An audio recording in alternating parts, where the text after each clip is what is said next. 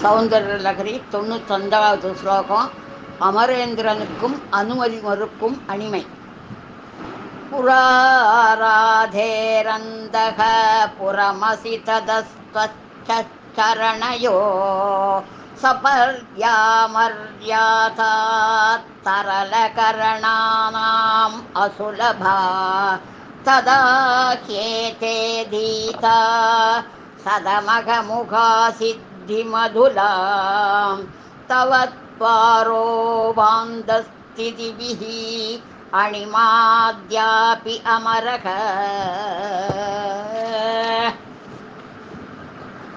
தேவியை தொழுவதற்கு சலனமற்ற மனமும் புறநடக்கமும் தேவை என்பதை இந்த ஸ்லோகம் விளக்குகிறது.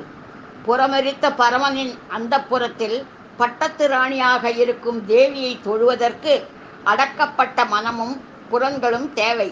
அது இல்லாவிடில் தேவியின் அருகில் சென்று அவளது இணையடிகளை தொழுவது இயலாத ஒன்று.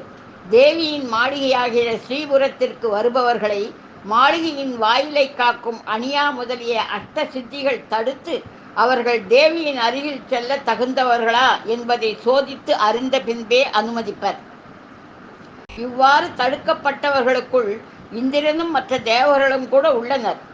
100 யாகங்களை செய்த இந்திரன் வெளிவாயிலில் அடிமையினால் நிறுத்தப்பட்டாலும் அவளால் இணையற்ற சித்திகள் பெறும் பேறு பெறுகிறான்.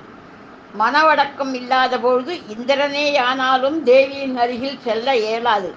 வாயிலில் காத்து நிற்கும் அணியா போன்ற தேவதைகள் அருளும் சித்தியினாலேயே மகிழ்ந்து திரும்ப வேண்டியிருக்கும் என்பது உணர்த்தப்படுகிறது. எனவே மனம் மற்றும் புல நடக்கத்துடன் விதிமுகமாக பூஜை செய்ய இயன்றால் மட்டுமே இதில் நுழைய வேண்டும். அல்லது பரீட்சார்த்தமாகவோ சாகச நோக்கத்துடனோ பூஜையில் நுழைபவர்கள் இறுதியில் துடைக்க இயலாத துன்பத்தை அடைவார்கள் என்பது இந்த ஸ்லோகத்தின் அர்த்தம். இதற்கு ஏற்ற அபிராமி அந்தாதி பாடல் 6வது. சென்னியது உன் பொற் திருவடி தாமரை சிந்தையுள்ளே மன்னியது உன் திருமந்திரம் சிந்தூர வண்ண பெண்ணே முன்னிய நின் அடியாருடன் கூடி முறை முறையே பண்ணியது என்றும் உந்தன் பரமாகம பந்ததியே.